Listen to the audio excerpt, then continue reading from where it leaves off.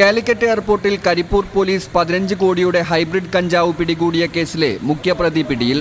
കണ്ണൂർ സ്വദേശി 33-കാരൻ ഷഹീറാണ് പിടിയിലായത്. കരിപ്പൂർ വിമാനത്താവളം വഴി 18 കിലോ ഹൈബ്രിഡ് കഞ്ചാവ് കടത്തിക്കൊണ്ടുവന്ന പോലീസിനെ വെട്ടിച്ച് കടന്നുകളഞ്ഞയാളാണ് പ്രതി. കഞ്ചാവ് നിറച്ച ട്രോളി ബാഗ് കഞ്ചാവ് ഏറ്റുവാങ്ങാനെത്തിയവർക്ക് നൽകി എയർപോർട്ട് ടാക്സിയിലെ യാത്ര കൊണ്ടോട്ടി പുളിക്കലിൽ അവസാനിപ്പിച്ച് രക്ഷപ്പെട്ടയാളാണ് മുഹമ്മദ് ഷഹീർ. ഇയാൾ പിടിയിലായത് തമിഴ്നാട്ടിലെ കൊടൈക്കനാലിൽ നിന്നാണ്. അബുദാബിയിൽ ഫാർമസ്യൂട്ടിക്കൽ കമ്പനിയിൽ ഹെൽപ്പറായിരുന്നു ഷഹീർ. ബാങ്കോക്കിൽ നിന്നും അബുദാബി വഴി ഇത്തിഹാദ് എയർവേസ് വിമാനത്തിൽ കാലിക്കറ്റ് എയർപോർട്ടിൽ എത്തിച്ച ഹൈബ്രിഡ് കഞ്ചാവാണ് ഈ മാസം 12-ാം തീയതി രാത്രി പോലീസ് പിടിച്ചെടുത്തത്. 14 വാക്വം പാക്കറ്റുകളിലായിട്ടായിരുന്നു 18 കിലോ ഹൈബ്രിഡ് കഞ്ചാവ് ട്രോളി ബാഗിൽ കടത്താൻ ശ്രമിച്ചത്.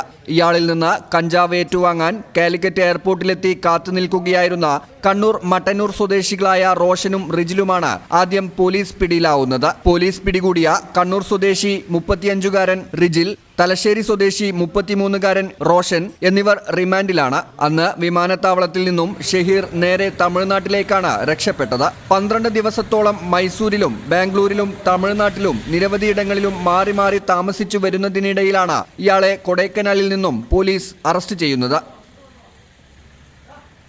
ഈ ചാനൽ ന്യൂസ് മലപ്പുറം. ഞങ്ങളെപ്പറ്റി നിങ്ങൾക്കല്ലേ കൂടുതൽ അറിയുന്നത്? പരിശുദ്ധിയുടെ സുവർണ പാരമ്പര്യം. Hayath golden diamonds, Valanchery.